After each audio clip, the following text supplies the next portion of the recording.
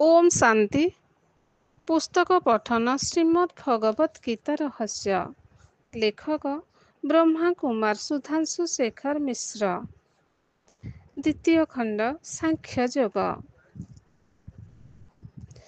विषय चिंतन ही अधोपतनर कारण।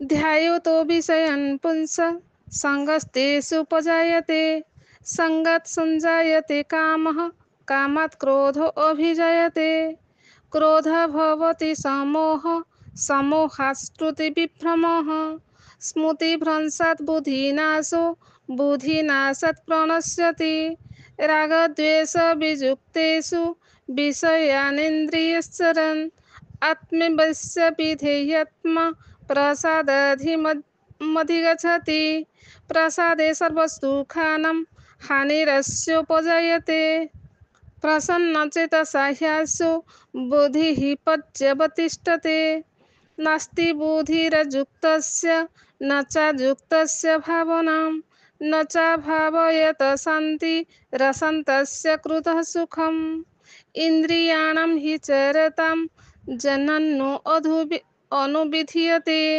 तदस्य हरति प्रज्ञां वायुर्नावमिमांससि तस्माज्जस्य महाबाहो निगृहीतानि सर्वशः इन्द्रियाणीन्द्रियाभ्यस्तस्य प्रज्ञा प्रतिष्ठिता जानीसा सर्वभूतानां तस्यां सा गतिः संयमी जस्यां जागृति भूतानि सा निशा पश्यते मुनोः आपूज्यमानमचलं प्रतिष्ठं समुद्रमापः प्रविशन्ति तद्वत् कामञ्जं प्रविशन्ति सर्वे सशान्तिमाप्नोति न कामकामी। अर्थ इंद्रिय भोग्य वस्तु गुड़िको चिंता करुथिबा पुरुषर ସେହି ସବୁ ପ୍ରତି ଆସକ୍ତି ଉତ୍ପନ୍ନ ହୁଏ।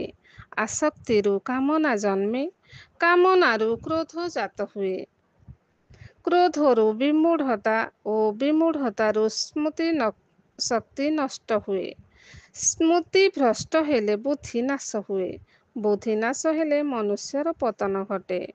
ରାଗ ଦ୍ୱେଷରୁ ମୁକ୍ତ ହୋଇ ଆତ୍ମବଶୀକୃତ ଇନ୍ଦ୍ରିୟ ମାନଙ୍କ ଦ୍ୱାରା ବିଷୟ ଭୋଗ କରୁଥିବା ଆତ୍ମସଂଯମୀ ପୁରୁଷ ଅନ୍ତଃକରଣ ଶାନ୍ତି ସୁଖମୟ ଅବସ୍ଥାକୁ ପ୍ରାପ୍ତ କରେ। ଅନ୍ତଃକରଣରେ ପ୍ରସନ୍ନତା ବା ନିର୍ମଳତା ପ୍ରାପ୍ତ ହେଲା ପରେ ବ୍ୟକ୍ତିର ସମସ୍ତ ଦୁଃଖ ବିନଷ୍ଟ ହୋଇଥାଏ।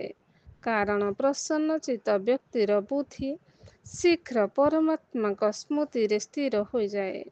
ଯୋଗ ବିହୀନ ଆତ୍ମାର ବୁଦ୍ଧି ହୁଏ ନାହିଁ। ଯୋଗ ବିହୀନ ଆତ୍ମା ବା ବ୍ୟକ୍ତିର ପରମାତ୍ମା ପରାୟଣ ହୋଇ ରହିବାର ଭାବନା ରହେ ନାହିଁ। ପରମାତ୍ମା ବିସ୍ତୃତ ବ୍ୟକ୍ତିର ଶାନ୍ତି ନଥାଏ, ଅଶାନ୍ତ ବ୍ୟକ୍ତିର ସୁଖ ନାହିଁ। କାରଣ ବିଷୟମାନଙ୍କର ବିଚରଣଶୀଳ ଇନ୍ଦ୍ରିୟ ମାନଙ୍କ ମଧ୍ୟରୁ ଯେଉଁ ଗୋଟିକରେ ମଧ୍ୟ ମନ ଅନୁଗମନ କରେ, ସେହି ଇନ୍ଦ୍ରିୟ ବା ମନ ବାୟୁ ଜଳରେ ନୌକାକୁ ଭସାଇ ନେଲା ପରି ଏହି ପୁରୁଷ ବା ଆତ୍ମାର ବୁଦ୍ଧିକୁ ହରଣ କରିନିଏ। ହେ ମହାବାହୋ, ସେହି ହେତୁ ଯାହାର ଇନ୍ଦ୍ରିୟଗଣ ସର୍ବଥା ବିଷୟ ଭୋଗରୁ ସଂଯତ ରହିଛି, ତାହାର ବୁଦ୍ଧି ସ୍ଥିର ହୋଇ ଆତ୍ମଜ୍ଞାନରେ ସୁପ୍ରତିଷ୍ଠିତ ହୁଏ।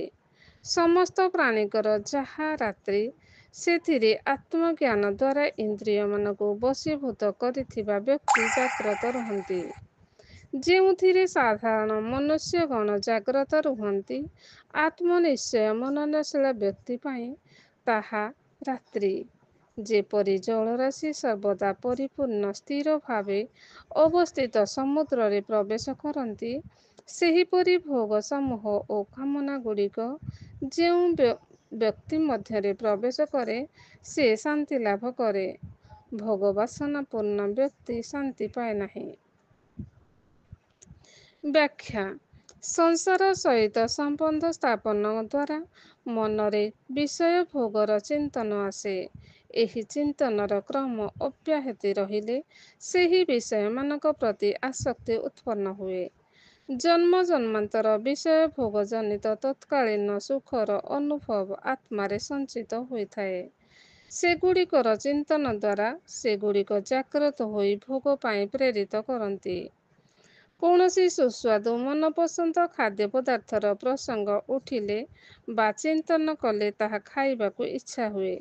ଏହି ଇଚ୍ଛା ବଳବତୀ ହେଲେ ସମ୍ପୃକ୍ତ ଖାଦ୍ୟ ପଦାର୍ଥ ସଂଗ୍ରହ ଓ ଭୋଜନ ପାଇଁ ମନୁଷ୍ୟର ପ୍ରବୃତ୍ତ ହୁଏ। ଖାଦ୍ୟ ପ୍ରତି ଆକର୍ଷଣ ହେଉଛି ଆସକ୍ତି ଓ ଏହାର ଚରମ ପର୍ଯ୍ୟାୟ ହେଉଛି କାମନା। କାମନା ପୂରଣ ହେଲେ କାମ୍ୟ ବିଷୟ ସହିତ ସମ୍ବନ୍ଧର ଦୃଢ଼ ହୁଏ ଓ ଏହା ପୂର୍ତ୍ତି ନ ହେଲେ କ୍ରୋଧ ଉତ୍ପନ୍ନ ହୁଏ। କ୍ରୋଧ ମନୁଷ୍ୟର ବିବେକ ଶକ୍ତି ବା ହିତାହିତ ଜ୍ଞାନକୁ ନଷ୍ଟ କରିଦିଏ। ଏହାର ବଶୀଭୂତ ମନୁଷ୍ୟ ଉନ୍ନତ ହୋଇଉଠେ। କ୍ରୋଧୀ ବ୍ୟକ୍ତିର ଚାଳିଚଳନ, ଆଚାର ବ୍ୟବହାର, କଥାବାର୍ତ୍ତା, ଭାବଭଙ୍ଗୀ, ଦୃଷ୍ଟିବୃତ୍ତି ଆଦି ଅସ୍ୱାଭାବିକ ମନେ ହୁଏ। କ୍ରୋଧ ହିଂସାର ଜନକ। ହିଂସାପରାୟଣ ବ୍ୟକ୍ତି ଯେକୌଣସି କ୍ରୂର କର୍ମ କରିବାକୁ ପଛାଏ ନାହିଁ। ଏହି ମୂଢ଼ତାର ମୂଳ ହେଉଛି କ୍ରୋଧ। ମୂଢ଼ତା ହେଉଛି ତମୋଗୁଣୀ ପ୍ରବୃତ୍ତି। ଏହାଦ୍ୱାରା ମଣିଷର ସ୍ମୃତି ନଷ୍ଟ ହୁଏ। ମୁଁ କିଏ? ମୁଁ ଆସିଛି କେଉଁଠାରୁ? ମହାବିନାଶ ପରେ ଯିବି କେଉଁଠିକି? ମୋର ଜୀବନର ଲକ୍ଷ୍ୟ କ'ଣ? ମୋର ସ୍ୱଧର୍ମ କ'ଣ? ପରମାତ୍ମା କିଏ? ତାଙ୍କ ସହିତ ମୋର ସମ୍ବନ୍ଧ କ'ଣ? ସ୍ମୃତି ବିଭ୍ରମ ହେଲେ ଏହି ପ୍ରଶ୍ନଗୁଡ଼ିକ ଉପରେ ମନୁଷ୍ୟ ବିବେଚନା କରିପାରେ ନାହିଁ। କାରଣ ସ୍ମୃତି ସହିତ ତାର ବୁଦ୍ଧି ମଧ୍ୟ ଲୁପ୍ତ ହୋଇଯାଏ।